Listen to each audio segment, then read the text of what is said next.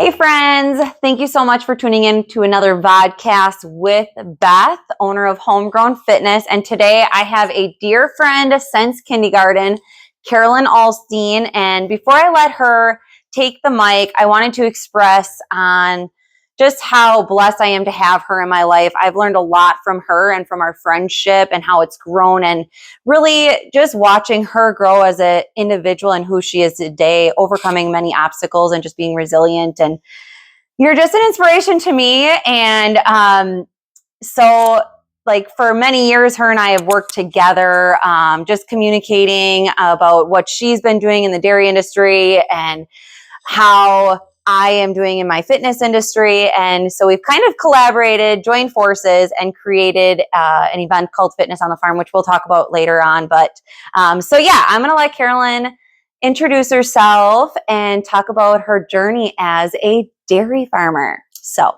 thank you, Carolyn, for joining me. Yeah, thank you for having me. I am Carolyn Alsteen. I farm with my dad in Lena, Wisconsin. I am a fifth generation dairy farmer.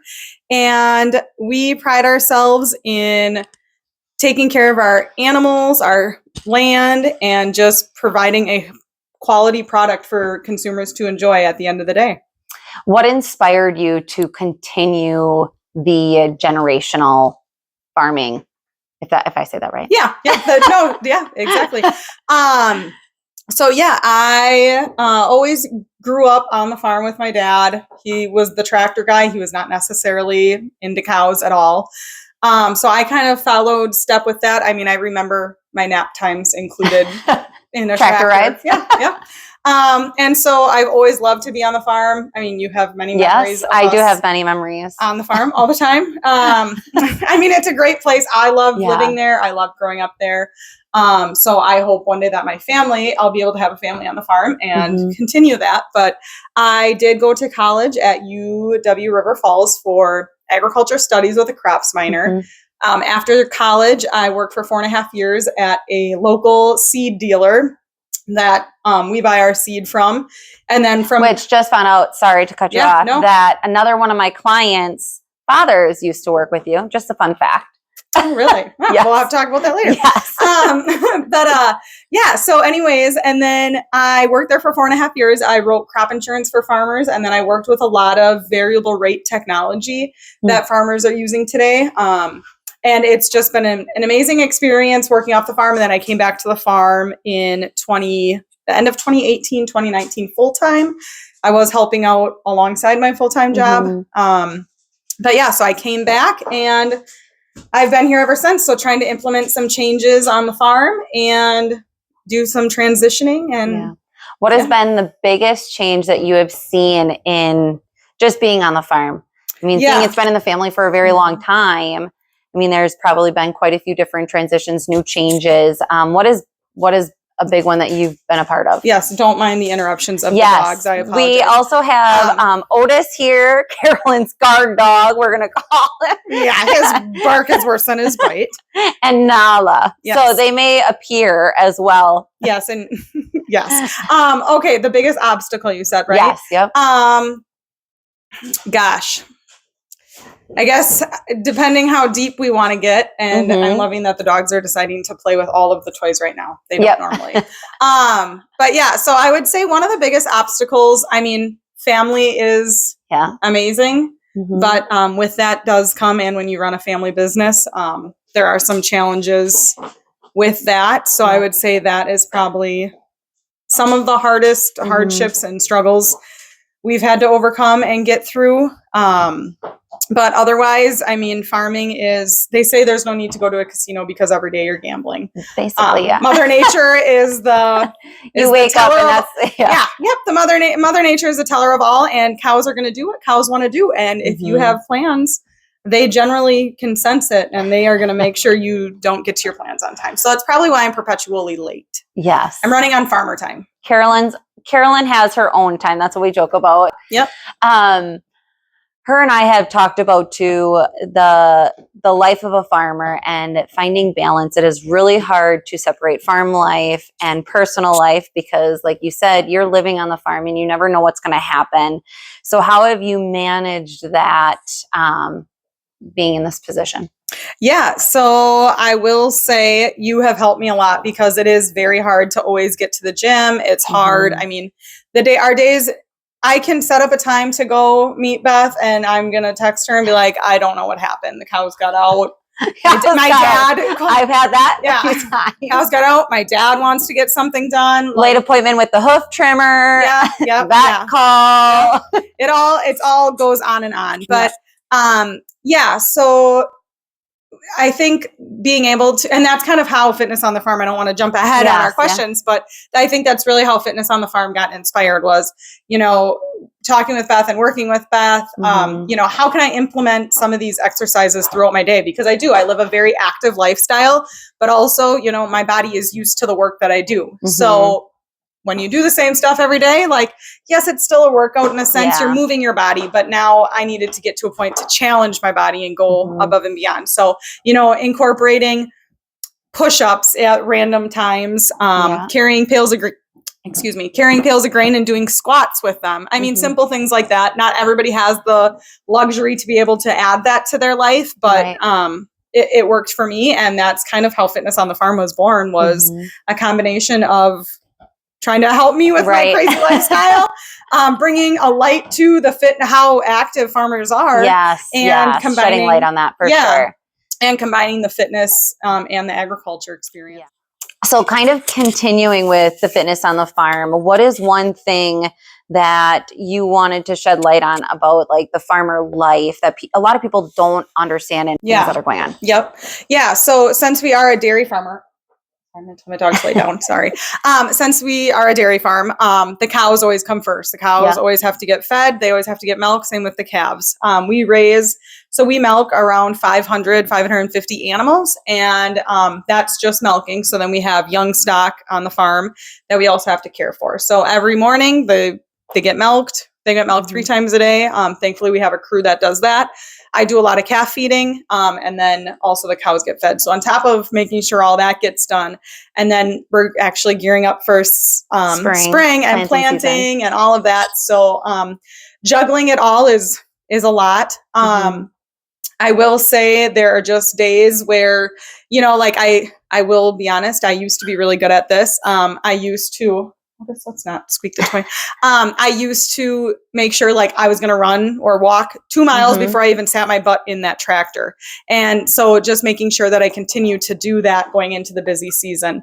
But also anytime I take a break out of the tractor, I'm trying to just stretch my legs, do lunges if needed, squats, anything. And she does a really good job on her social media kind of demonstrating that. Like, yes, I may be sitting in a tractor for 18 hours for the day during planting season, but I'm still making the intentions of mindful movement. Yes. Yep. And nutrition. I mean, yes.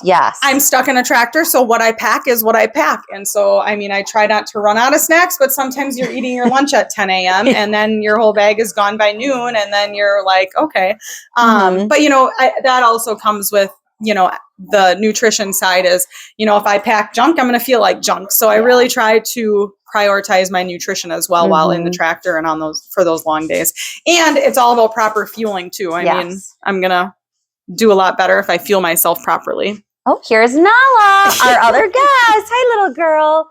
So shifting into and talking about nutrition, like there has been a fear of foods and this food stigma on dairy and the dairy industry. And people have this fear of dairy. And I wanted to shed light on this because Kim and I talked in the previous podcast, and it was about minute 20 that she started talking about how, there's food allergies and then there's sensitivities. And if there is a difference, like your allergy is going to be the immune response to having a dairy product. But if you have a sensitivity to it, that's where like that bloating, that's where, maybe a little postnatal drip, a little eye itchy, that's where those symptoms can come into play.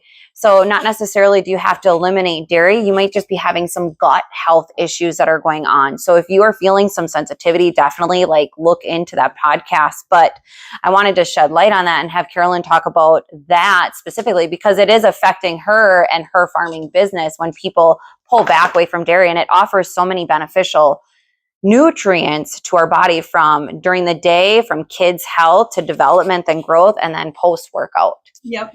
Yeah. So no, it is a very big topic. And, being in the dairy industry, obviously, I'm always going to promote dairy. The really cool thing about dairy is and farmers in general, dairy and farmers and agriculture, they are very innovative. So they see I don't want to say issue, but I guess you could say an issue. Dairy is going to work to resolve it, Right. or the agricultural world is going to work to resolve it. So when I talk about farmers being really resilient, so you look at, lactose is a huge, like allergy, sensitivity. Yeah, sensitivity. Thank you. Yeah. So a lot of people then look for those alternatives, your soy, your almond, all of that. While I believe that there is a place for everything, I will always 100% promote dairy. So, I look at that, and they have now created a lot of lactose-free options. Yes. And then so not only with that, and then there's also a lot of people, may think they're lactose intolerant, but also there's A2 protein is becoming a big thing. So there's the A, and mind you, I just want to iterate, I am not a nutritionist. I am not a dietitian. I am simply speaking as a dairy farmer. So some of the things I might say might be a little not politically correct, but anyways, you have your A1 and A2, and a lot of people are allergic to that A1 protein. So now they have worked with, and it's not changing the milk at all.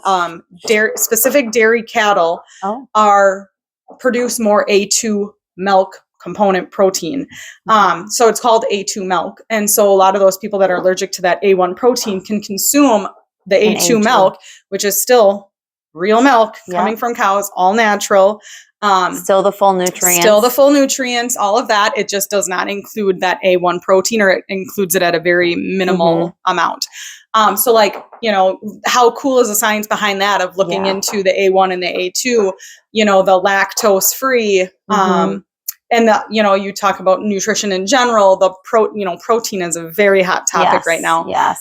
Dairy is one of the best protein, dairy, meat. And a natural. It's a natural. Yes. And, your milk in the store, that's it's all natural. Yeah. I mean, let's talk about buying milk in a store versus the organic raw milk, because there is a big hype about raw milk. I mean, was it 2 weeks ago, I came to Carolyn, I was like, Carolyn, have you seen this thing on raw milk and how it's supposed to be better for you? And then she was like, whoa, Beth, pull back the reins, hear me out.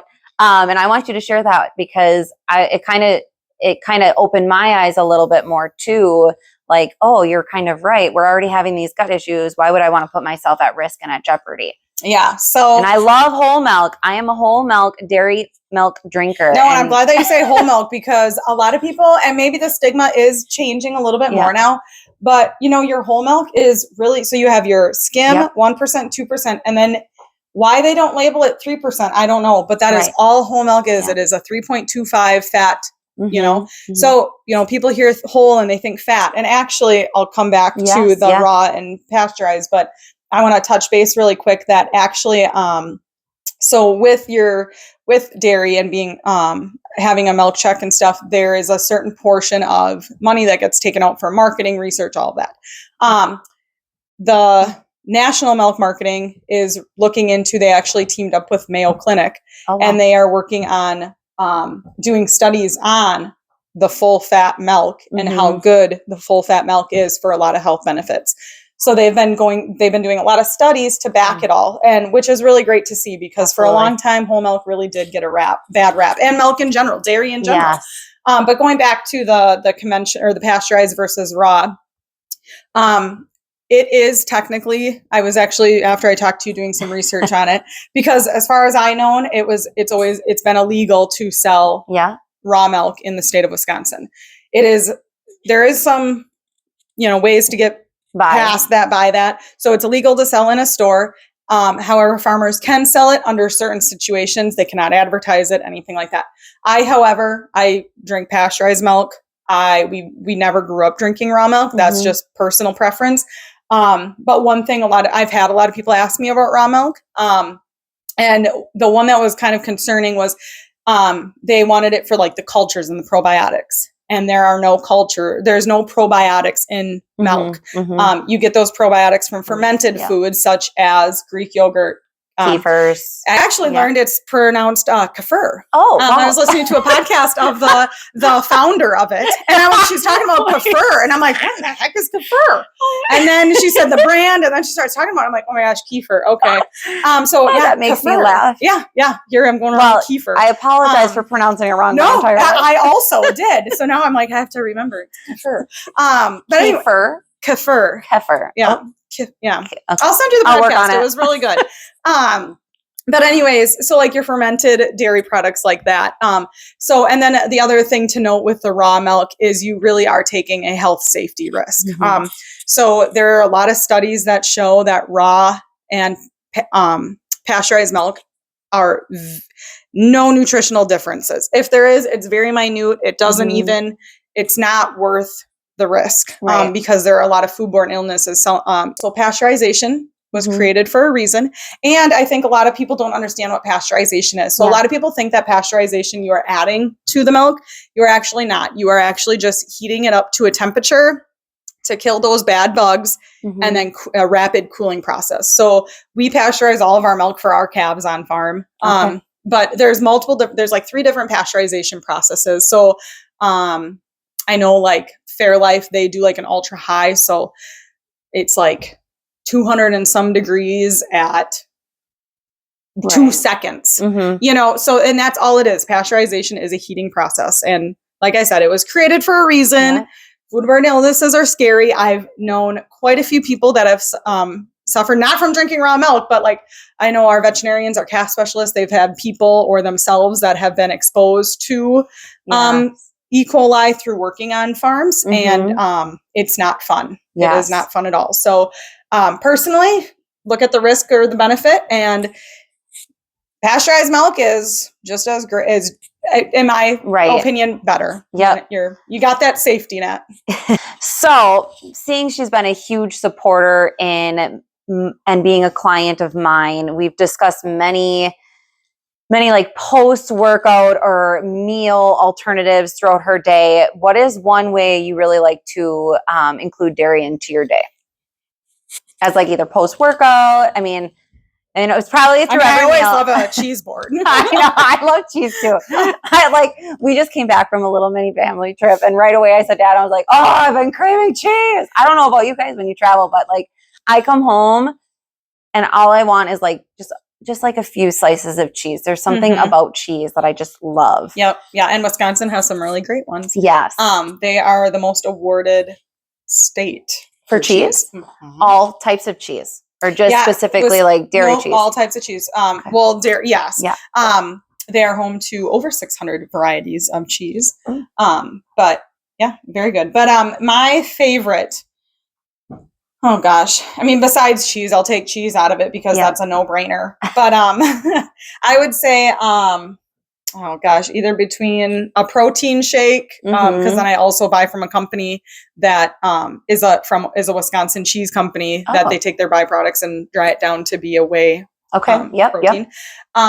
So either that, or I really do like Greek yogurt. Yes. I'm a huge Greek yogurt fan. Cottage. I mean, but really you can't go wrong with cottage cheese. Yeah, you can't go wrong. And cottage cheese is in so many different recipes today too, from scrambled eggs to making cupcakes, brownies. Yes. One of my favorite ranch dips. Yes. Yeah. I mean, you can blend cottage cheese and, turn it into, a lot of things. But that's one of my favorite meals to prep too is for an egg bake. I take eggs and put cottage cheese in it, blend it all up, put what I want in it, and bake it. And it's good to go for the week, which is nice. And it's super high in protein. Because again, dairy is not scary. It is. Dairy is not scary. I like that. Yeah. Mm-hmm. So fun fact, Carolyn and I were in FFA together. She obviously outlasted me in FFA, but we did attend the Wisconsin Agricultural State FFA conference.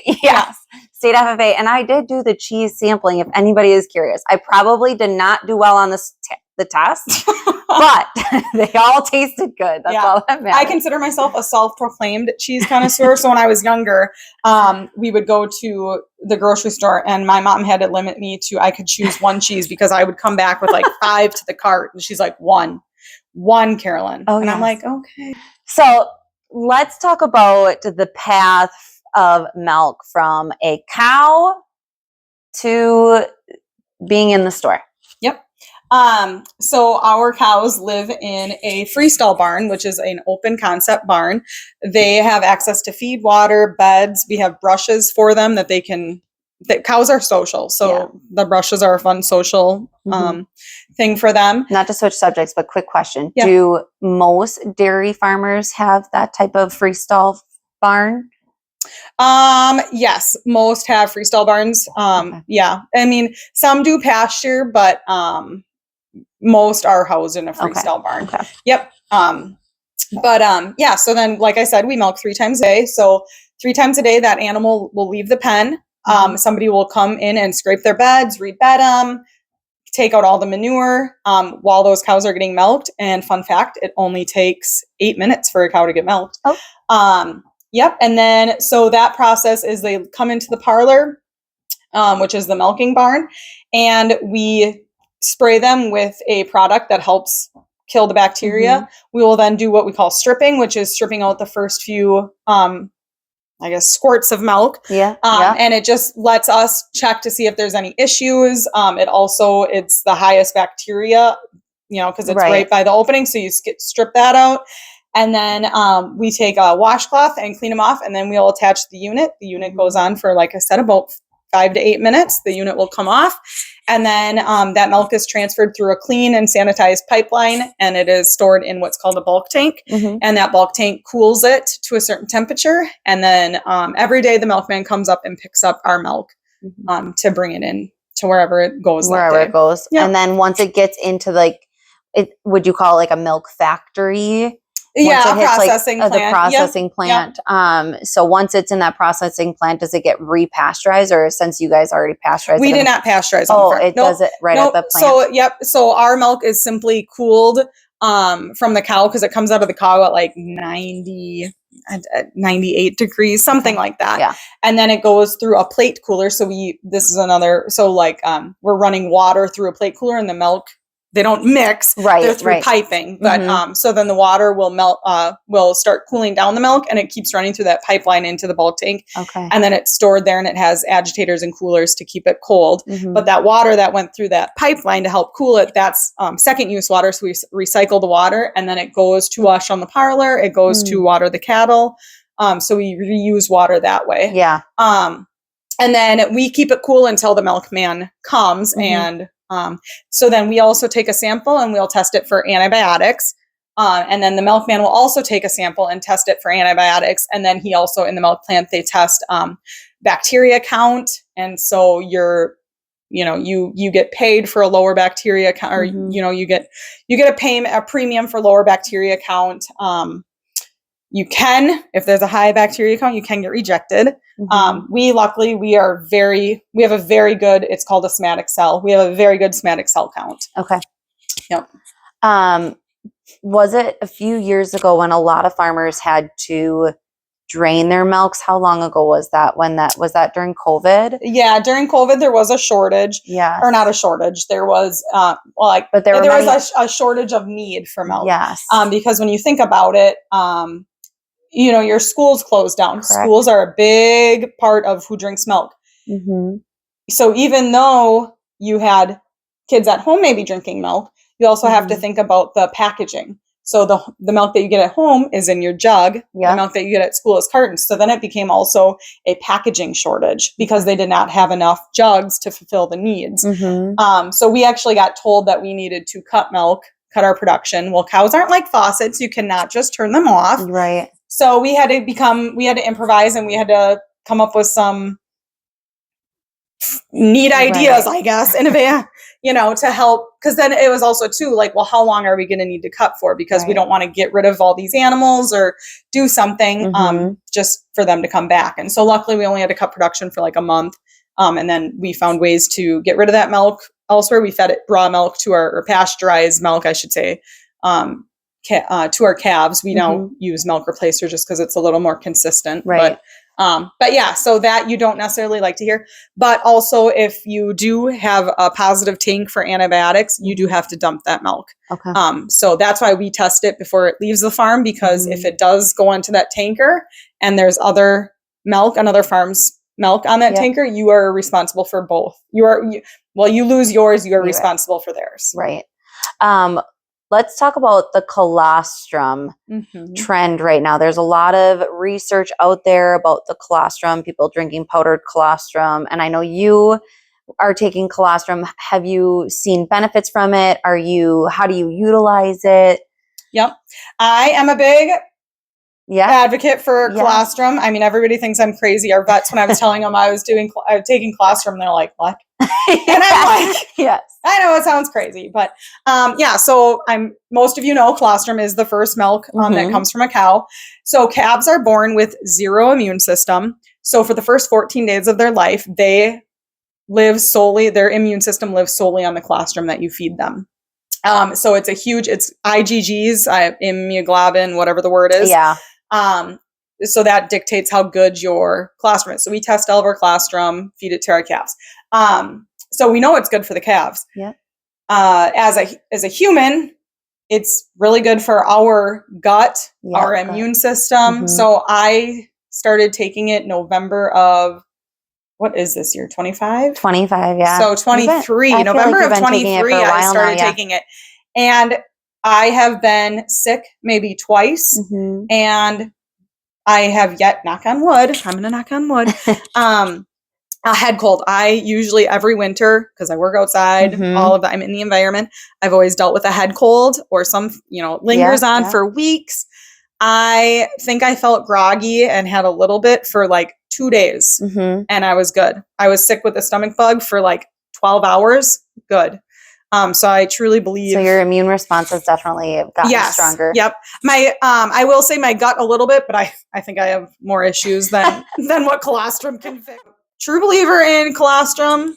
Wonder Cow is the brand I buy. They are a family farm in California, and they make sure that they have the calf first protocol. So their calves get the colostrum that they need, and then they will use the rest to create the Wonder Cow product. So I do have a code for that if anybody is interested. Oh, I will put her information in the description below so you guys can just shoot her a message. Also follow her on Instagram because she does highlight it a lot in her stories.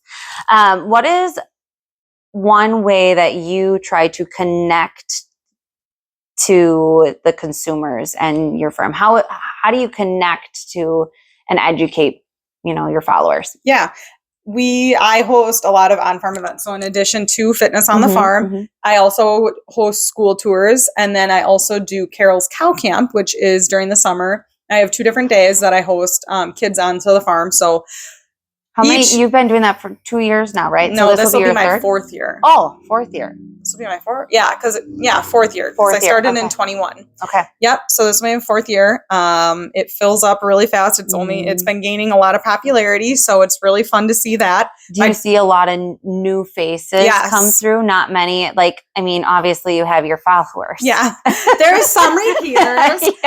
But no, it's crazy. Generally, it's a lot of new people, and it blows my mind every time because I'm like, I love it. And my dad thinks I'm crazy because that's not up his alley. If he could go wrench on something or, sit in a tractor, and mind you, I do love that. But ever since I was a kid, there was a place on the highway that had ice cream on a farm. And I was like, I remember that. Yeah. I think it's right on the highway. It's like an older house. But anyways, I've always I want that on my farm. I want people to come to my farm and enjoy ice cream or enjoy food or enjoy the farm. And now I'm trying to bring that reality or that dream to life. So I'm also trying to add a few more events and just different. I have a lot of ideas. Carolyn and I, sometimes when we would train, we would literally probably talk for the first 20 minutes, brainstorming of all the things that we've listened to in podcasts, ideas for connecting. Yeah. So lots of ideas. Lots of ideas. Our idea boards are kind of all over the place. And it's fun. It's fun to lean on somebody that has a lot of the same, not necessarily the same ideas, but just the drive to do stuff and, to educate our community. I think that's the biggest thing too on why, our friendship is so strong is because we're trying to educate the community on two separate things, but we still are kind of like coming together because it's nutrition, it's wellness, it's fitness, it's agriculture, which is what our community is. Yes. Yep. And I mean, without agriculture, you would not have food to eat. You wouldn't have clothes to wear. I mean, agriculture is everywhere. It's a huge part of the world. Yes. Yeah. Breakfast on the Farm is coming up in June. Yeah. So for those of you that don't know, June is Dairy Month. Yes. So you can find dairy breakfasts in most counties. And is that all just within Wisconsin, or is that all over? Wisconsin. I think other states do other things, right. But Wisconsin prides themselves on right. June Dairy Month and these dairy breakfasts. So Oconto County is at Hodquit's Harvesting and Trucking on June 8th. And then Marinette County's is at Zeitler Enterprises on June 26th. 27th. The Sunday. That's Sunday, and I can't. I will put the exact dates. I'm terrible with dates. I should have pre-looked at that. But yeah. So, and then also there's any county you can look up, and there most likely will be a breakfast. We also have to start June Dairy Month. Is we like to kick off June Dairy Month with Fitness on the Farm. That's why we designated the weekends, which is May 31st. This year we have the most attendees that we have yet, which we were at 28 last time I checked, which thank you for all who have registered. It is really a fun event. And each year you get a swag bag. So I mean, if that doesn't convince you, and a yogurt bar afterwards, a farm tour. I mean, the workout is the workout's not that bad. It's more like, I think it's just people are coming to be on a farm. Yeah. Yes, you're going to be getting a workout, but you get to intensify that workout on how hard you want it. You can make it really hard. You can just make it fun. You can walk through it. However, it's really scalable to all fitness levels, which I think is great. And we've had all age ranges. Yes. I mean, it's been really cool to see, and everybody does it at their own pace. I mean, it's... So with doing these events, how do you see like a bridge, like, are we bridging the gap a little bit better from, the fear mongering of dairy products to helping people understand more about the dairy industry? Yeah, I think so. I mean, that's really what I'm trying to do, is bridge the gap between farmer and consumer. And, one of the cool things was at one of my cow camps, I had somebody come up and they're like, oh my gosh, I've always drove past this farm. So it's really cool to actually now be able to see the farm and be on the farm. And a lot of people this generation is so far removed from farming. I mean, you think about when your ancestors, everybody farms. Everybody had a garden. Now, so many people are removed, and so they don't have that opportunity. Right. And so for me, it's so important to bring that. I want people, if they have a question about their food or farming, anything, like I want people to have that farmer connection and that farmer that they know and they can trust and ask. And that's, wow. Bless you. Bless you. And that's truly what I'm trying to aim for with this, is I want to be your farmer friend, which is a tidbit into my whole rebranding that I'm getting into. Yeah. Really? Or your farmer next door, I should say. That's pretty neat. Is this a new idea? Yes. Do you want to shed some light on it, maybe? Yeah. I mean, I haven't. Just a little. Just give I'll be tease. Completely honest. I am late on everything. So for me, I have all these ideas and I'm going to post everything, and I haven't yet. But social media is really challenging. It is. Like, imagine, it takes up so much time. It does. Like, I look at your day-to-day, you're on a day-to-day task chore list. Yep. Caring for animals. Like, it's hard for me to just put something on social media. I can't imagine. Yeah. In the beginning, my dad was very much like, what do you got that camera out for? And now he's like, hey, you're going to get your camera out and record this? And I'm like, okay. So the dynamic of that has changed. And my dad will now be like, I'm going to record you so you can put this on Facebook. So it's fun with that. And that makes it a fun family dynamic. But so I am looking into some rebranding, and I want to be, Carol's Cows is kind of, I felt like there wasn't a whole lot of growth to play off of it. So it was a good start. It was a very good start. It got me to where, it's the stepping stone. I mean, change and all that. But So the farmer next door is kind of the brand that I'm going to start transitioning to.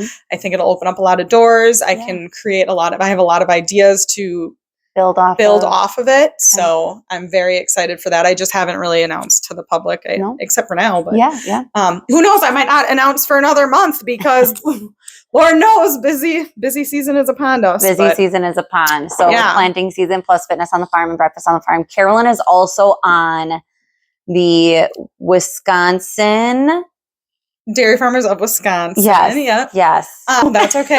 It's truly called the Wisconsin Milk Marketing Board. But when you talk to a consumer, when they hear Wisconsin Milk Marketing Board, there's not really a connection there. So they also did some rebranding, and now they consider themselves Dairy Farmers of Wisconsin. So because that obviously connects and resonates a lot more. What was your biggest drive for joining the board? Yeah, I guess I really didn't know what I was getting myself into. Our nutritionist reached out to me and he said, "Hey, I think this would be a great opportunity for you. I think you'd be great at it." And I looked it up a little bit. I knew what Dairy Farmers Wisconsin was. I didn't know a whole lot about it. So I was like, okay, what the heck? Why not add more to my plate? That's fine. So I ran and I got the position, and it was it's been a great opportunity. I've learned so much. That's where I was connected with so many other people. Many other farmers, talking to these farmers, it's really fun to network. And that's why I was putting the plug for Wisconsin Cheese, because a big part of DFW, Dairy Farmers Wisconsin, is the Proudly Wisconsin badge that you see on Wisconsin dairy products. So if you're wanting to support Wisconsin dairy farms, look for the Proudly Wisconsin badge, and maybe, I don't know if you can attach pictures or anything, but I should probably promote that a little more. But you can also promote local dairy farmers on milk. And you taught me that, to look on milk cartons for the number. Is it still 55, or has that changed? No, it's the same number. It's still 55. So when you're looking at a milk carton, you have how many numbers up on top? It's like 55 dash. Yes, and then it's like the plant number. Yes. So 55 showcases that it came from Wisconsin. Yep. And then I think there's like 55, 56. Is there 57? I'm not sure how many. But we're focusing on 55, y'all. Okay. Yep.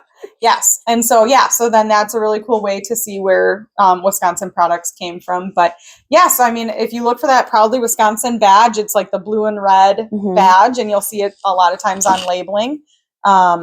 That is how you can support Wisconsin dairy farmers. And fun fact, Wisconsin cheese is found in 99% of stores throughout the United States. Oh, that is a fun fact. If anybody had any questions on a dairy product or about dairy industry, how would they go about to find the answers? Obviously, I would direct them to you, which again, description is in below for your information. But what is another pathway and avenue where they would find the adequate resources? Because again, people can go on Google and research something, and then now they're going to tell them all the bad things versus the positive, or just even giving them the list, the goods, the bads, and how it can be beneficial, and implementing it in moderation too. Yep.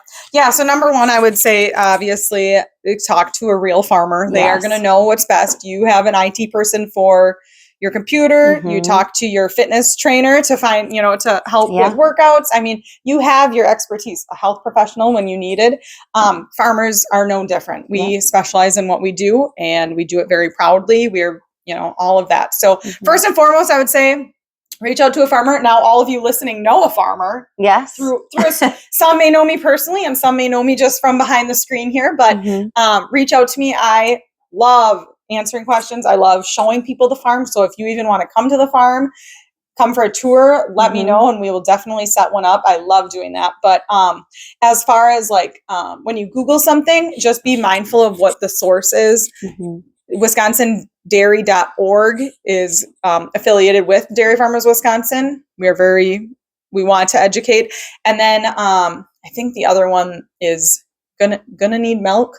I'll have Beth. I can add all the direct links. Yep. So that's another very good resource for a website to get some answers.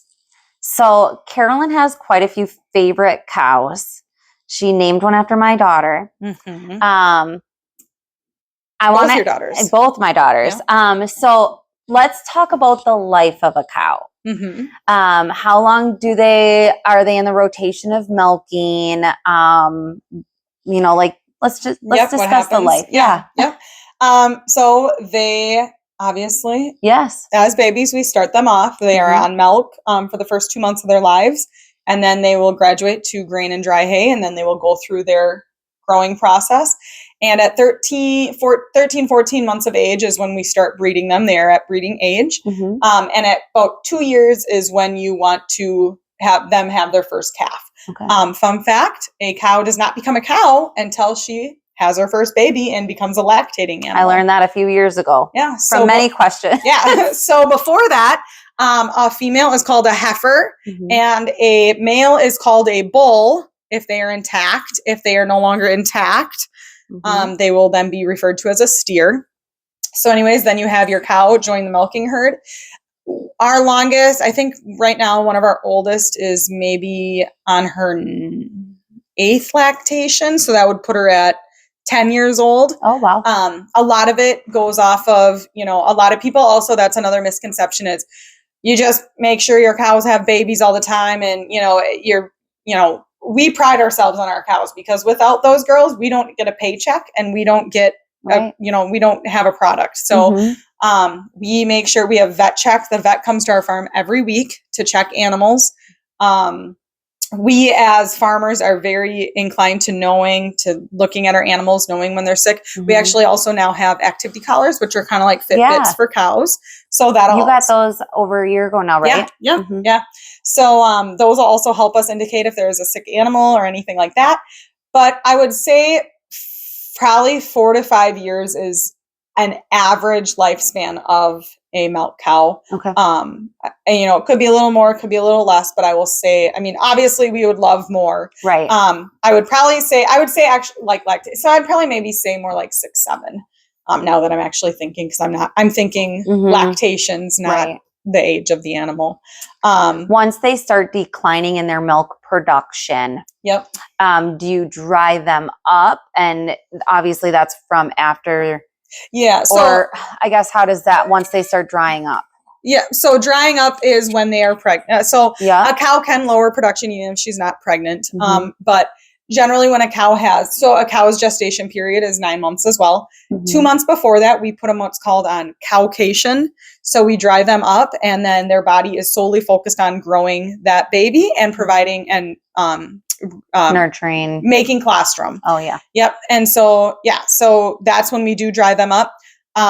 However, if they do not get pregnant, again, we are a business. We have to operate like a business. As much as I love animals and love all of my cows, we are a business. So if they can no longer get pregnant, we will milk them out until they are past their break even or below their break even, and then they will be sent to for beef. Right. So the cool thing, I think it's really cool because they both get to provide us with high quality protein products through milk and meat. Yeah. Yes. And going back, because I know antibiotics are a hot topic too. Yes. Your milk, not only is your milk tested multiple times before it actually reaches your consumer hands, so is your meat. So if we send an animal and they are tested for antibiotics, she will be condemned and we actually get a fine. We don't get a fine, but we'll get a mark for it, or we'll get penalized. We'll say penalized for it. Yeah. So that's why it's so important is there is no antibiotics in your meat. It is or milk. What is one myth that drives you, now that we're talking about like the whole antibiotic, what is one myth that just drives you insane when you hear it on TikTok, Instagram, Facebook, YouTube shorts? Yeah. Is there like a myth that just makes you cringe and you just want to like write the comment and be like, I wish you would understand the process of a dairy farmer. Yeah. The life of a dairy farmer. I think one is that farmers just don't care about their animals, that they're pumped full of antibiotics. They're, just constantly reproducing just to make the farmer money, when really that's not the case. A cow, generally, one calf a year is a great milk cow. But then that's on the animal side. On the cropping side, it's a hot topic as well, GMOs. And because I went to school for crops, we are a conventional farm. Organic is not define health. Organic is a farming practice. There again, I'm proponent for any agriculture. But what is the difference from organic to conventional? Let's kind of educate our consumer here. Yep. So organic is, a lot of people think it is, no pesticide, chemicals, all of that. Organic still uses chemicals, they're just labeled for organic use. Okay. So there are still products being sprayed and being applied to these organic fields. Some organic farmers may truly not use anything. Right. We're not an organic farm, we're conventional. So we do utilize chemicals and all of that. However, and also GMOs. But there's only not 11 GMO crops. So when you see orange juice labeled as GMO free, that is a marketing tactic. That is fear mongering. Oranges, there are no GMO oranges in this world. So when you see that, it is simply a marketing tactic. Yeah. But anyways, going back to that. So we do spray our fields, but so I always like to say an acre is generally around a football field. And those products that you see being applied, you're really a lot of times only using like a soda can, like 8 ounces of product across an acre of land. So the reason it looks like so much is because you mix it with water so you can get an even distribution. Right. But again, you're using such little. It's to help that plant. It's to help that crop. We have a growing population, and farmers, you lose, I forget how many farmers a year we lose. Yeah. Because farming is hard. I mean, you're literally based on what Mother Nature decides to do and what Chicago Board of Trade decides to pay you. Yes. So, you're at the mercy of those two that are out of your control. And Carolyn and I, prior to Abby and I's podcast, we had a conversation about how farmers are, along with veterans as well, but on the higher end of a suicide. So if you haven't listened to Abby and I's podcast yet, she is actually is one of the American. She's on the registration DACAP has Department of Agriculture Consumer Trade, or I think I messed up those words, but anyways, I was listening to that she is one of those the clinics that allow clinics. That's what I was trying to. That are there for farmers and can be part of the DACAP program for farmers, and which I think is amazing. Yeah, and being paired with somebody who's lived the life of farming, I think you can connect with that individual a lot better, because anytime you want to go into working with a clinical therapist, you want to be able to connect with that individual so you can heal more comfortably. And if you can't connect with that person, that's okay, because not everybody is each other's cup of tea from a healing standpoint. Just find somebody that suits you. Yeah. But mental health and farming it's hard. Yeah. You some years you don't make any money, and some years you're operating below your cost. And we've had many just different conversations, like sometimes Carolyn and I, we're those individuals that we will text each other and not respond for like 3 days. But that's okay, because that's our friendship, and we know it's okay. Like if a call gets cut off short, we also don't call each other back. We'll just be like, don't worry, we'll chat again. Yep. Like it is what it is. Yeah. But we've had deep conversations. Like we've been there for each other in those dark times. And I think that's what's so great about a friendship, is seeing each other grow and develop, and like we can lean on each other when we need each other, and just when we want to be around each other, we can always just pick back up where we left off, which is great. So I appreciate you for that. Yes, and I appreciate it, because it really is. It's great to have those friends, because I do.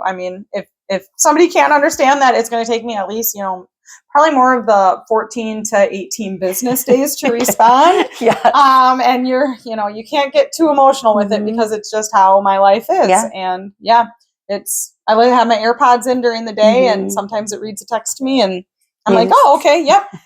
Am I going to respond to you? Eventually. Someday. Yeah, someday. Sometime. Yeah, sometimes. You've shared a lot of fun facts, but let's end the podcast with just another fun fact, and then we'll shed light on the fitness on the farm one more time. Yeah. Fun fact. Oh gosh. I'm trying to think of like a fun. Yeah. How about anything about your cows? Yeah. I'll say this. I have a lot of people ask me because we do name some of our cows. Mm-hmm.